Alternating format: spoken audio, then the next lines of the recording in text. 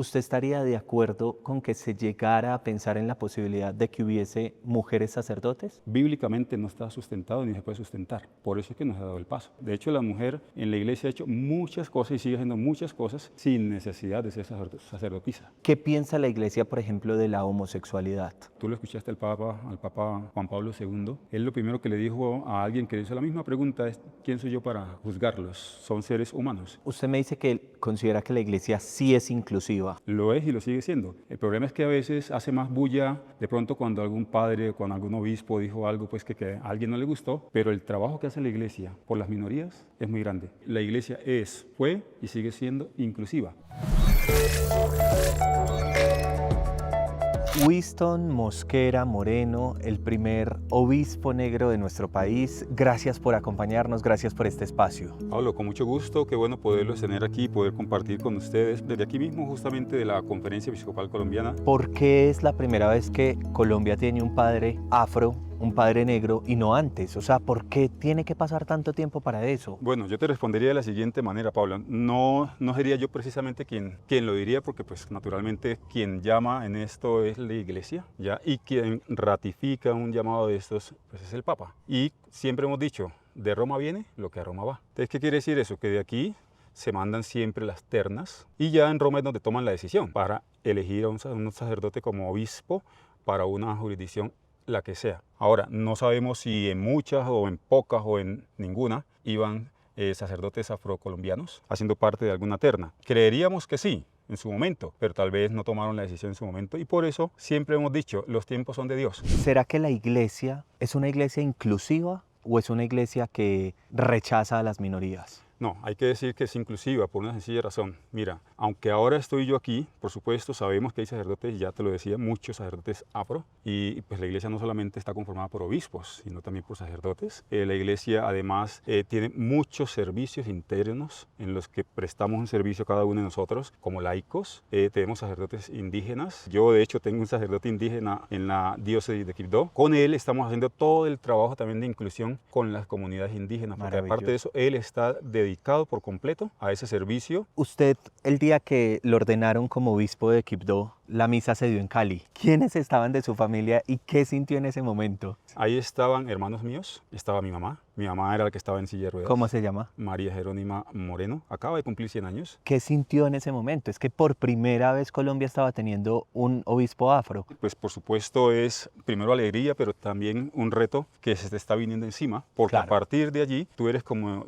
el referente, si se quiere, para el resto de la comunidad afro en el país. Gracias a todo esto ya acaba de salir el segundo, ¿no? Y salió del Chocó. Otra cosa es que cuando se da, digamos, el anuncio, etcétera, pues llegas a Quibdó, departamento de Chocó, un departamento precioso, rico, excelente, pero cargado también de mucha historia en términos de violencia. Ahí también hay un reto grandísimo, ¿cierto? Sí, el reto es muy grande en todos los sentidos, en cuanto a derechos humanos, la situación de marginación que ha tenido el departamento en su historia, en la situación tal vez de, podríamos decir, de olvido por el mismo Estado colombiano, porque no se ha mirado mucho hacia ese lado. Yo diría, y siempre me hago esa pregunta, la mayoría de las grandes ciudades, mejor, la mayoría de los países que tienen costas han dejado prácticamente su capital cerca de las costas, porque cuando tú estás en costas, tú tienes la apertura para el mundo. Nosotros no tenemos la capital en ninguna de las costas que hay en Colombia. Lo otro, si tú miras, la mayoría de los países que tienen costas, sus ciudades que están al lado de las costas son las más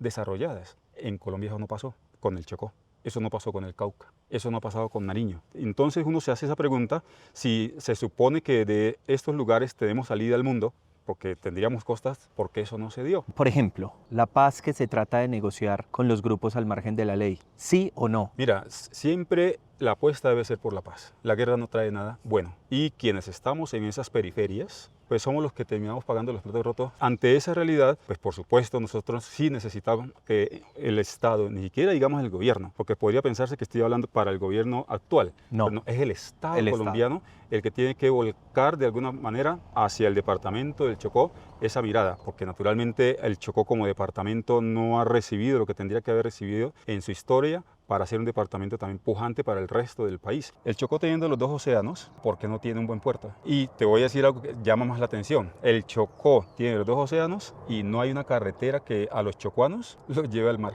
Para usted ir al mar, siendo por ejemplo de Quibdó, tiene que venirse en avión a Medellín o irse por el río hasta Apartado, cuando deberíamos tener una carretera que vaya para ese lugar. Yo vine a conocer el mar siendo yo chocuano cuando me fui a vivir al Valle del Cauca, a Cali, porque fui a Buenaventura. Llevé a mi mamá después a conocer al mar porque ella tampoco lo conocía, siendo del Chocó. Siendo del Chocó, Siendo teniendo del Chocó, costas. teniendo las dos costas. Bueno. Ya, entonces son situaciones que uno dice y que por las cuales nos lamentamos, pero que podemos decir todavía se puede hacer mucho. Hay esperanza, claro que sí. En la medida en que se crea en el chocuano, se crean las personas de allá y que por supuesto los que se han profesionalizado también quieran y todos queramos hacer las cosas bien, de la mejor manera para el departamento.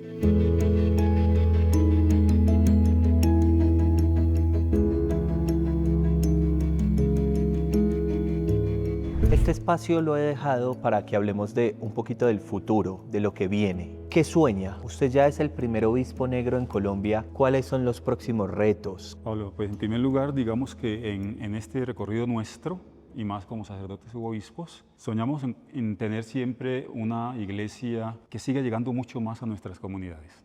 Sabemos que en el departamento del Chocó, quien ha estado realmente en todas las poblaciones, en su historia ha sido la iglesia la que ha hecho las veces prácticamente de Estado. Y queremos que no solamente sea en el Chocó, sino en todo el país, ojalá tener sacerdotes indígenas para llegar a esas comunidades indígenas. Yo sueño con ver el Chocó bien interconectado terrestremente, pero también ojalá, ¿por qué no?, algún día tener un buen aeropuerto y ¿por qué no?, internacional en el departamento del Chocó. Usted me dice que considera que la iglesia sí es inclusiva. ¿Sueña que la iglesia continúe trabajando en esos temas de inclusión? Total. La iglesia lo está haciendo, lo va a seguir haciendo porque pues, es parte de la iglesia y es el mandato del Señor. El mandato para que todos, porque cuando Él envía a sus discípulos a evangelizar, a ninguno le dice a estos no, a estos no. Simplemente los manda a evangelizar a todos. Que la iglesia fue y sigue siendo inclusiva. ¿Qué piensa la iglesia, por ejemplo, de la homosexualidad? Pues mira, Pablo, la iglesia hasta ahora, y tú lo escuchaste al Papa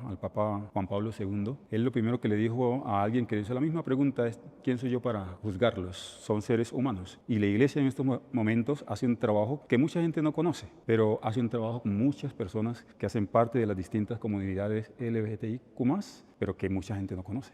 Es decir, que la iglesia está trabajando para ser más inclusiva en ese sentido. Es que lo es y lo sigue siendo. El problema es que a veces hace más bulla de pronto cuando algún padre, cuando algún obispo dijo algo pues que a alguien no le gustó, pero el trabajo que hace la iglesia por las minorías es muy grande. ¿Qué piensa sobre la relación iglesia-mujer? Mira, el mismo Papa dio un paso gigantesco nombrando ya a una o dos religiosas, porque creo que ahorita el Papa León nombró a otra religiosa en un cargo que nunca lo habían tenido las mujeres, lo habían tenido siempre cardenales. Pero muchos obispos en el país ya tienen, digamos que nombrada en cancillerías o en notarías religiosas o laicas, que mucha gente no lo sabe, o de pronto es tan normal que por eso no le prestan atención. ¿Usted estaría de acuerdo con que se llegara a pensar en la posibilidad de que hubiese mujeres sacerdotes? El problema, ¿dónde está o dónde ha radicado, Pablo? Bíblicamente no está sustentado ni se puede sustentar. Por eso es que nos ha dado el paso. O si no, hace rato lo habrían dado. Pero bíblicamente, si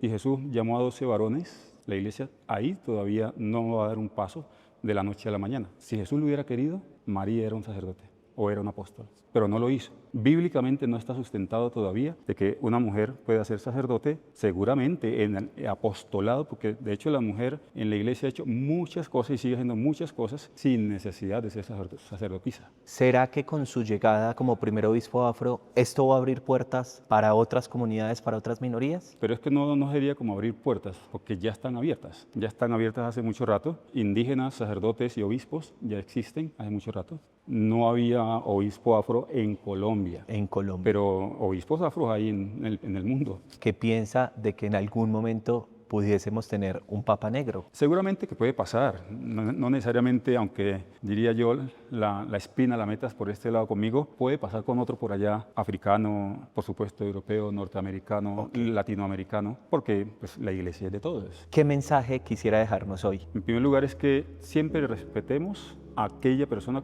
con la que entremos en diálogo. cualquier persona sea la que sea, respetemos a esa persona. En segunda instancia, invitarles a que nunca dejemos de trabajar por la paz en los territorios en donde estemos, apostar y aportar nuestro grano de arena por la inclusión, por el trabajo con el hermano, con la hermana. Hombre, qué bueno que en nuestras comunidades y sobre todo en nuestros hogares, los papás siembren en el corazón de nuestros muchachos ese respeto por el otro. Dios no hizo una cantidad de razas humanas, la raza es una, la humana es una. Perfecto. Que estamos en distintas formas, sí, pero Dios hizo una sola raza humana y esa raza humana hay que respetarla como sea.